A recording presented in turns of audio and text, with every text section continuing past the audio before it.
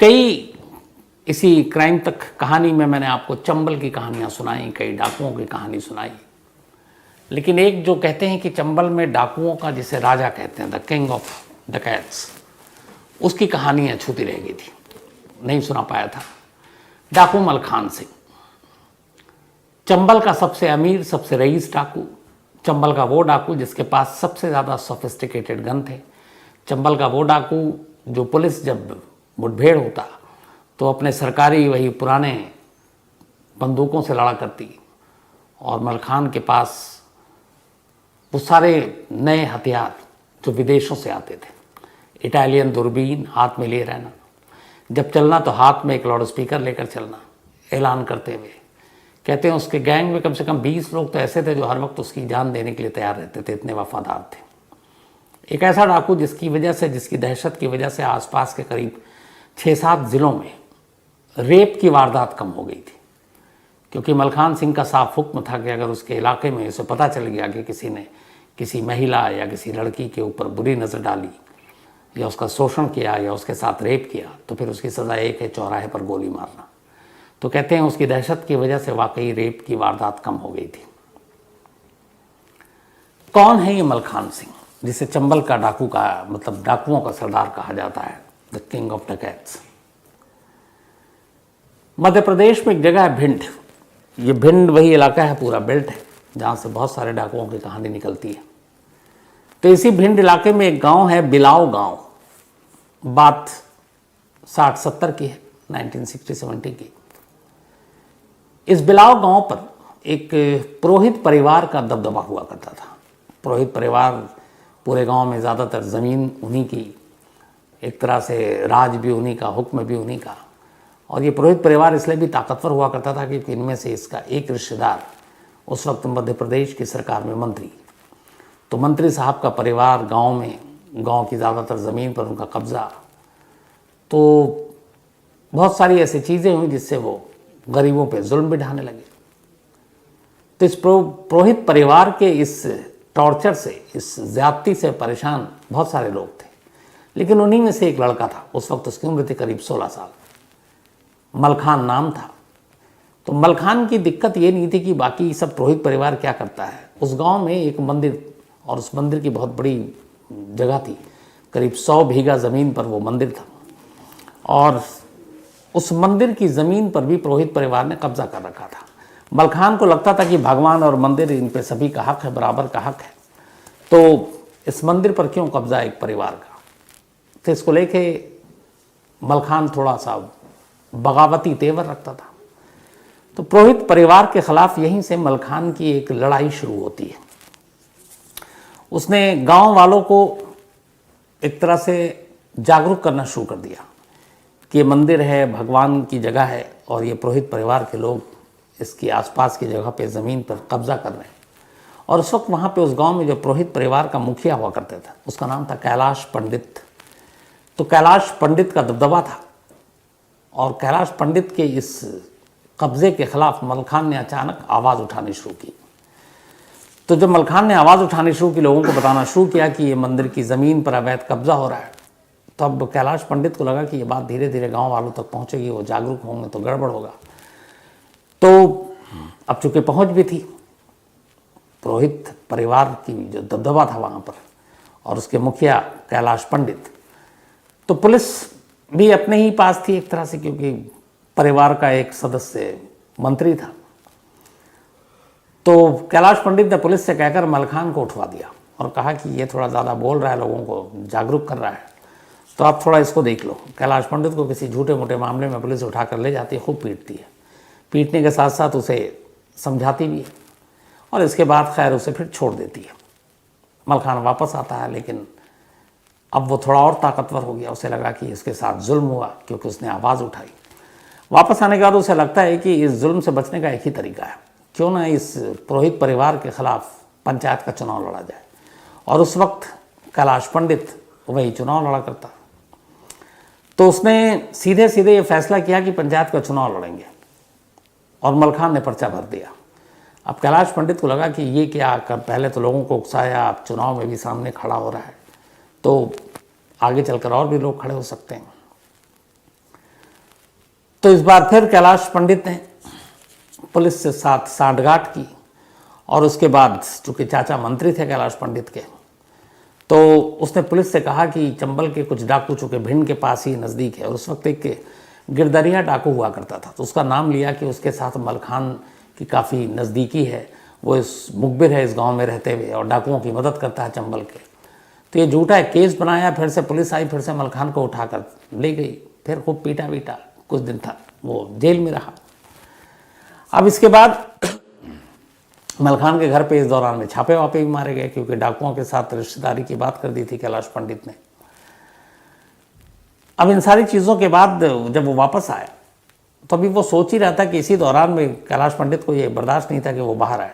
उसने फिर पुलिस से सांठगांठ की और एक अपने ही रिश्तेदार के कत्ल का इल्ज़ाम, पहली बार मर्डर का मलखान पर लगा दिया। पुलिस एक मर्डर के इल्ज़ाम में पहली बार मलखान को पकड़ती है जो कैलाश पंडित ने लिखवाया था। लेकिन अभी वो जेल जाता और ये सोच ही रहा होता कि तभी उसी दौरान मलखान से बदला लेने के बदले मलखान के एक दोस्त का कत्ल हो जाता है। ये बात जब मलखान को पता चलती जेल में, तब मलखान को पहली बार लगता है कि अब बहुत हुआ। वो तमाम लड़ाई लड़ रहा था गांव के मंदिर और उस ज़मीन को लेकर, लेकिन अब झूठा इल्ज़ाम पे इल्ज़ाम लगता जा रहा और उसके अब दोस्त का भी कत्ल हो गया है। तो इसी के बाद मलखान ने कहा कि अब उसे अपना रास्ता बदलना पड़ेगा। वो जेल से निकलता है और निकलने के बाद अब वो कहता है कि इस पुरोहित परिवार से बदला लेना है और ये शराफत से तो होगा नहीं। अब चूंकि उसके ऊपर एक कत्ल का भी इल्ज़ाम था, तो उसमें ये भी है कि वो शायद पेशी के दौरान भागा दे वहाँ से, तो भाग के गांव भी नहीं आ सकता था। तो यूपी के अलग अलग शहरों में गया जहाँ पे कुछ रिश्तेदार रहते थे। फिर उसने अपने कुछ चचेरे भाई और कुछ दोस्तों के साथ मिलकर ये तय किया कि पुरोहित परिवार से बदला लेगा और ख़ास तौर पर कैलाश पंडित से। और इसी के बाद उसने फिर चंबल का रुख किया। चंबल जाने के बाद इसने अपना छोटा मोटा एक गैंग बनाया। उस वक्त गैंग में ज़्यादातर इसके अपने रिश्तेदार और दोस्त थे, वो सारे नौजवान थे। और इसके बाद अब ये था कि बदला लेने के लिए तो हथियार चाहिए, हथियार कहाँ से लाए। तो चंबल जाने के बाद इन लोगों ने पहली बार किडनैपिंग, रैंसम वसूली, क्योंकि उससे पैसे कमाने थे और चंबल का ये था कि आप पकड़ यानी कि किडनैप करें। तो वहाँ किडनैपिंग विडनैपिंग शुरू कर दी। उससे कुछ पैसे आए तो हथियार खरीदे। हथियार खरीदने के बाद जब लगा कि इतने हथियार काफ़ी है, एक दिन मलखान ने अपने लोगों के साथ उसी गांव में घुसकर कैलाश पंडित, जिसकी वजह से उसे लगा था कि वो चंबल का उसको रुख करना पड़ा, वहाँ उसके ऊपर हमला कर देता है। 6 गोली लगने के बावजूद कैलाश पंडित बच जाता है, लेकिन एक दूसरा शख्स मारा जाता है। और इसके बाद अब मलखान वहाँ से निकलता है। अब उसे मालूम है कि एक ताकतवर शख्स के ऊपर हमला किया है, पुलिस ज़्यादा पीछे पड़ेगी। तब पुलिस वाकई उसके पीछे पड़ गई। एक मंत्री के रिश्तेदार पे गोली चली थी, एक शख्स मरा था।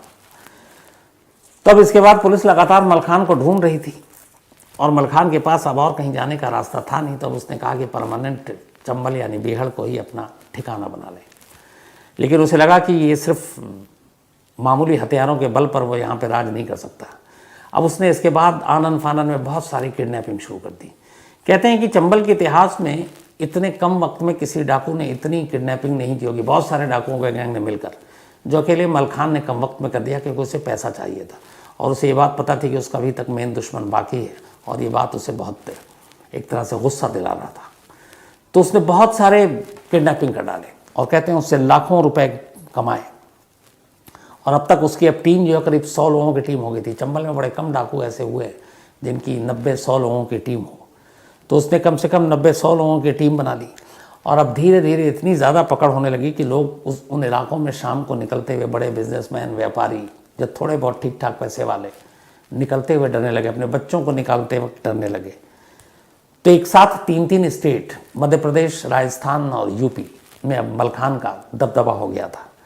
उसकी गैंग भिंड, मुरैना, इटावा, जालौन, आगरा, धौलपुर, इन सब जगहों पर एक्टिव थी, इन 5-6 जगहों पर खास तौर पर। अब जब इतनी सारी किडनैपिंग की तो फिर पैसे आए, पैसे का मकसद एक ही था। फिर चंबल का इकलौता और पहला डाकू मलखान सिंह बना, जिसने इन पैसों से कहा कि न सिर्फ अपनी बल्कि गैंग की जान बचानी है तो हथियार अच्छे होने चाहिए। और उसने देखा था एमपी और राजस्थान और मध्य प्रदेश या यूपी पुलिस के पास किस तरीके के हथियार हैं। तो उसने सबसे पहले सेल्फ लोडिंग अमेरिकन राइफल मंगाई। अमेरिकन राइफल के अलावा इटालियन दूरबीन मंगाई, क्योंकि जो चंबल है वहाँ के ऊपर पहाड़ियों पे, पगडंडियों पे दूर से पुलिस की एक्टिविटीज़ या बाकी लोगों के ऊपर नज़र रख सके, तो उसने इटालियन दूरबीन मंगाई। इसके अलावा उसके पास AK-47 कार्बाइन जैसे हथियार थे, और इधर पुलिस के पास वही पुराने बाबा आदम के ज़माने के हथियार थे।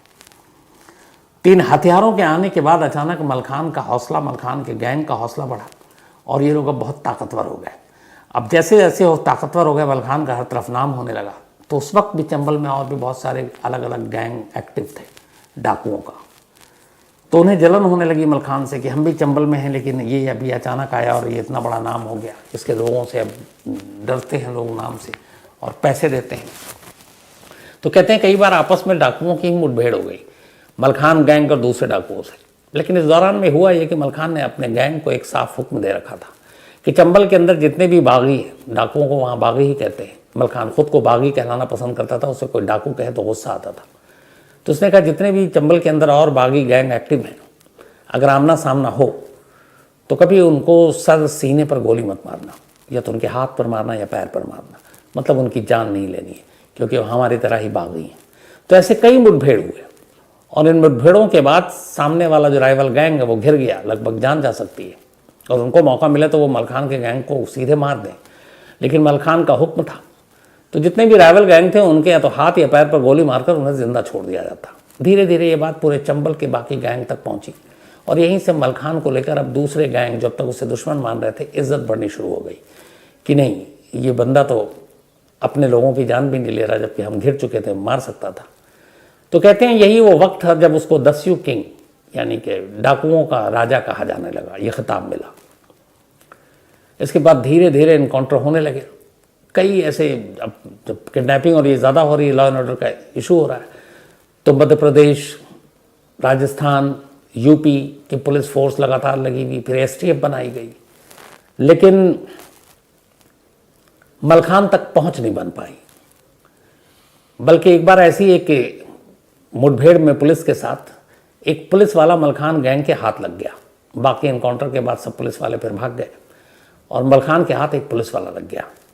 और कहते हैं उस दिन दशहरे का दिन था, तो जब वो पुलिस वाला हाथ लगा तो बाकी गैंग के लोग ये थे कि ये पुलिस वाला है, इसे तो मारना ही मारना है।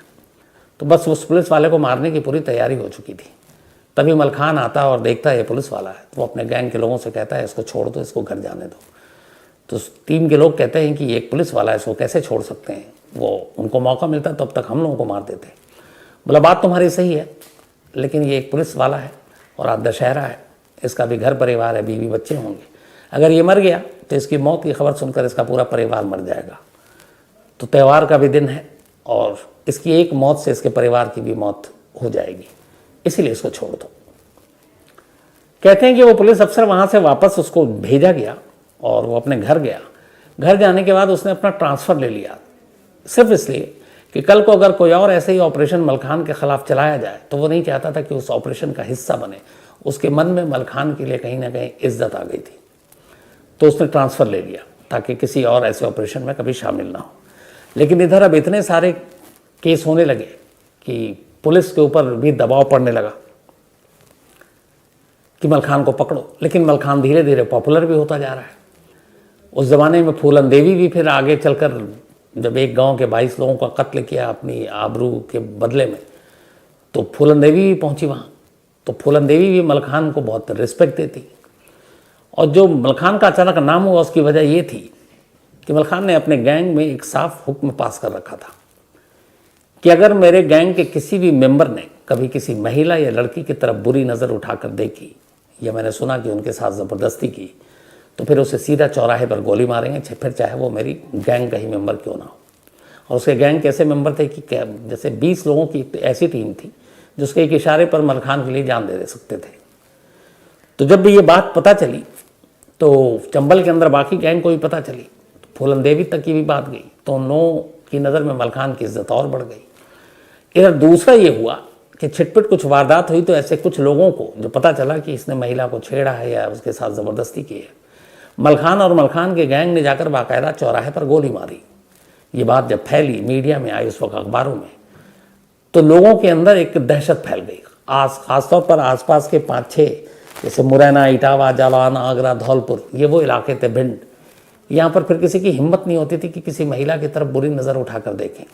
खुद मलखान के गैंग के लोग जब निकलते और कहीं किसी गांव में किसी महिला या लड़की से आमना सामना होता, तो इस गैंग की खासियत थी वो लोग नज़रें झुका कर रखते और उन महिलाओं के पैर छूकर आगे बढ़ जाते।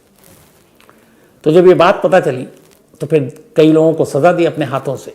हालांकि वो गलत है, कानून को अपना काम करना चाहिए, लेकिन ये मलखान का हुक्म था। और उसके बाद इन इलाकों में रेप की घटनाएं कम हो गई और ख़ुद पुलिस के पास ऐसी रिपोर्टें कम आने लगी। और कहते हैं कि ये दहशत या फिर डर का असर था मलखान के, जिसकी वजह से ये रेप की वारदात कम हुई। लेकिन अब मलखान एक डाकू था, लगातार केसेस बढ़ रहे थे, पुलिस के ऊपर फोर्स था। करीब करीब 95 से ज़्यादा केसेस उसके ऊपर kidnapping, murder, attempt to murder, जबरन वसूली, इन सब के दर्ज हो चुके थे। तो अब सरकार को भी लगा कि कुछ करना चाहिए। मध्य प्रदेश, राजस्थान और यूपी तीनों ही राज्य की सरहद पे वो एक्टिव था। तीनों सरकार भी परेशान थी। उस ज़माने की उसके ऊपर इनाम भी फिर रखना पड़ा मजबूरी में, 70,000। आज के ज़माने में करीब 6-7-8 लाख रुपए होंगे, तो 70,000 रुपये इनाम भी रखा। फिर 3 स्टेट को मिलाकर पहली बार एक स्पेशल टास्क फोर्स यानी एसटीएफ बनाया गया, जो सिर्फ मलखान के लिए। इसमें यूपी, एमपी और राजस्थान की पुलिस फोर्स शामिल थी। इस स्पेशल टास्क फोर्स ने चंबल में हर जगह छान मारा मलखान को, गांव-वाँव में अपने मुखबिरों के जाल बिछाए। लेकिन कहते हैं कि जो पूरा इलाका था, ख़ासतौर पर ये जो 5 इलाका बार बार आपको बता रहा हूँ मैं, इन इलाकों में मलखान के चाहने वाले बहुत थे। कोई भी मलखान के खिलाफ बोलने को तैयार नहीं था। और यही पुलिस और एसटीएफ की नाकामी थी कि मलखान की मूवमेंट, मलखान का गांव जाना, किसी शादी ब्याह में अटेंड करना, ये सारी चीज़ें होती थी, लेकिन कोई खबर देने को तैयार नहीं था और मलखान के खिलाफ कोई मुखबरी करने को भी तैयार नहीं था। तो एसटीएफ लगातार महीनों लगी रही, बहुत सारे पैसे खर्च हुए, लेकिन कोई फ़ायदा नहीं हुआ। हालांकि इसमें सेंट्रल गवर्नमेंट उस वक्त थी, उसकी भी मदद थी एसटीएफ के साथ काम करने के लिए। जिंदा या मुर्दा पकड़ने का भी ऐलान कर दिया गया, लेकिन एसटीएफ की टीम मलखान तक नहीं पहुंची। इसी दौरान अब भी जिस वजह से मलखान मलखान बना था, उसका पहला दुश्मन कैलाश पंडित, अब तक जो पहले बार गोली चली वो बच गया, वो अभी तक हाथ नहीं आया था। आखिरकार लंबे वक्त के बाद फिर एक दिन मलखान को खबर मिली कि कैलाश पंडित गांव में आया हुआ है, उसी बिलाव गांव में। इसने अपने पूरे लोगों के साथ गांव पर धावा बोला और धावा बोलने के बाद कैलाश पंडित को गोली मारी। और इस तरीके से जिस दुश्मनी के चलते वो चंबल तक पहुंचा था, उस दुश्मन को इसने मार डाला। कैलाश पंडित की मौत के बाद एमपी में फिर हड़कंप मचा, क्योंकि कैलाश पंडित एक अच्छे खासे मतलब दबंग परिवार से। तो फिर ये वो सवाल उठा पुलिस पे, प्रशासन पे। तो उस वक्त अर्जुन सिंह मध्य प्रदेश के मुख्यमंत्री हुआ करते थे। इत्तेफाक की बात है, जब भी कोई बड़ा डाकू जिसने सरेंडर किया, वो शायद एक मुहिम स्कीम ही चल रही थी, जैसे फूलन देवी, तब भी अर्जुन सिंह चीफ मिनिस्टर थे। तब कैलाश पंडित की मौत के बाद अब ये लगा कि मलखान सिंह तो इसलिए डाकू बना था, तो अब उसका मिशन तो पूरा हो गया, तो अब खत्म होना चाहिए। लेकिन उसका एक काम अब भी अधूरा रह गया था। 2 चीज़ों की वजह से उसने चंबल का रुख किया था। एक, कैलाश पंडित उस पुरोहित परिवार का वो मुखिया, जिसके आतंक की वजह से वो कई बार बेकसूर होते हुए जेल गया। और दूसरा, वो गांव का वो मंदिर 100 बीघा में जो था, जिसके ऊपर कब्जा कर रखा था, पुरोहित परिवार का कब्जा था। और मलखान चाहता था कि ज़मीन पूरे गांव वालों के हिसाब से हो, उनके लिए, मतलब ये सभी का हक हो इस पर। तो कैलाश पंडित को तो मार डाला, बदला पूरा कर लिया, लेकिन मंदिर का और ज़मीन का मसला अभी हल नहीं हुआ था। इत्तेफाक से इसी दौरान मलखान चूँकि इतना ज़्यादा चंबल का सबसे बड़ा डाकू, किंग ऑफ डाकू हो गया था, तो बहुत सारे मीडिया की भी नज़र थी। तो कुछ अखबार, उस वक्त टीवी न्यूज़ चैनल इतना था नहीं, तो कुछ अखबार के रिपोर्टर उस ज़माने में मलखान की तस्वीरें लेने, इंटरव्यू लेने के लिए अपने अपने सोर्सेस के ज़रिए चंबल पहुंचते हैं। और उसमें ख़ासतौर पर 3 जर्नलिस्ट थे। वहाँ जाकर मुलाकात की, बात की, उसके बाद वापस आते हैं, रिपोर्ट करते हैं। फिर इसी दौरान उन्हें पता चला इस मंदिर और ज़मीन के बारे में, उन्होंने सवाल किया था। तो सरकार तक ये बात पहुंचती है कि मलखान का मेन दुश्मन तो मारा गया, लेकिन वो ज़मीन का विवाद अब भी कायम है। और जब तक ज़मीन का विवाद कायम है, मलखान मतलब हथियार नहीं डालेगा। तो अब इन तीनों पत्रकारों के जरिए ये मीडिएटर बने और एमपी सरकार ने फिर बात की मलखान से, और इसमें उस वक्त सेंट्रल केंद्र में सरकार जो थी इंदिरा गांधी की सरकार थी, तो इंदिरा गांधी से भी सहमति ली गई। उसके बाद इन 3 जर्नलिस्ट के जरिए मलखान तक संदेश पहुंचाया गया। मलखान ने कहा कि ठीक है, अगर वो जो गांव की ज़मीन है, अगर वो 100 बीघा ज़मीन पुरोहित परिवार के कब्जे से आज़ाद करा दिया जाए तो मैं सरेंडर के बारे में सोच सकता हूँ। अच्छा, इत्तेफाक से उसी दौरान में एक एसएसपी भी आए थे, जो बहुत सारे डाकुओं का इनकाउंटर चल रहा था, और इसी दौरान में ये 3 जर्नलिस्ट सरकार से बात कर रहे थे। तो जब ये 100 बीघा ज़मीन के बारे में जो मंदिर की बात थी, और उसमें ये भी नहीं था कि मलखान चाहता था कि वो ज़मीन उसके नाम पे हो, वो चाहता था सिर्फ पुरोहित परिवार से मुक्त करा दिया जाए और उसका गांव वालों का अधिकार हो उस पर। तो इन 3 जर्नलिस्ट के ज़रिए मलखान से बातचीत होती रही। इंदिरा गांधी ने भी सहमति दे दी और आखिरकार अर्जुन सिंह ने फिर ये बात मान ली। उन्होंने सारी ज़मीन के बारे में जो तफ्तीश थी, जांच कराई, और फिर पाया कि हाँ, इस पे गलत तरीके से कब्ज़ा हुआ है। तो मलखान की इस बात को कि पुरोहित परिवार के कब्ज़े से ज़मीन को छुड़ाया जाएगा, ये मैसेज दिया गया और कहा गया कि अब ये ज़मीन उनके कब्ज़े से ले लिया गया है। जब ये बात पहुंची मलखान तक, तो मलखान ने कहा कि ठीक है, मैं सरेंडर करने को तैयार हूँ। 15 जून 1982, 15 जून 1982, यही वो तारीख थी जो तय हुई कि मलखान अपनी पूरी गैंग के साथ वो हथियार डालेगा। इसके बाद कहते हैं उस दिन मलखान सिंह पहले माता दुर्गा की मूर्ति के सामने गया, वहाँ उसने अपने हथियार रखे, पूजा किया, और फिर एक मैदान में उसके आत्मसमर्पण का, ये सरेंडर का पूरा वो रखा गया था, जिसमें अर्जुन सिंह खुद थे मुख्यमंत्री। ये सुनकर कि मलखान सिंह यहाँ आने वाला है, सरेंडर करने के लिए आने वाला है, कहते हैं करीब 35,000 के आसपास भीड़ वहाँ पहुँच चुकी थी। पूरे ग्राउंड में भीड़ को संभालना पुलिस के लिए मुश्किल काम हो गया था। उनमें से ऐसे न जाने बहुत सारे पुलिस वाले थे जो खुद एक झलक मलखान की देखना चाहते थे। तो करीब 30-35 हज़ार की भीड़ की मौजूदगी में मलखान के तमाम गैंग मेंबर ने एक एक करके वो सोफिस्टिकेटेड, वो उस वक्त के आधुनिक हथियार रखे और फिर अर्जुन सिंह के सामने सरेंडर किया। इस सरेंडर से पहले मलखान सिंह ने कुछ शर्तें रखी थी। एक ये कि उसे या उसके गैंग के किसी भी मेंबर को अब तक किए गए उसके किसी भी जुर्म के लिए सजाए मौत नहीं दी जाएगी।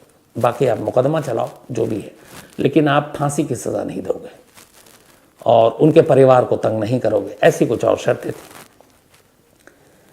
इसके बाद इन शर्तों को माना गया। इन लोगों के सरेंडर के बाद इन सभी लोगों को कुछ दिनों तक वहाँ एक ओपन जेल में रखा गया और फिर जो करीब 94 केस थे, वो केस का मुकदमे की शुरुआत हुई। लेकिन चूंकि उस वक्त एक चल रहा था कि एक सुधार कार्यक्रम, तो इसमें बहुत सारे में तो ज़्यादातर केस में कोई गवाही नहीं आया, सबूत तो थे ही नहीं। तो करीब 6 साल तक जेल में रहने के बाद 1982 में ये हुआ था और 89 में मलखान जेल से रिहा हो गया।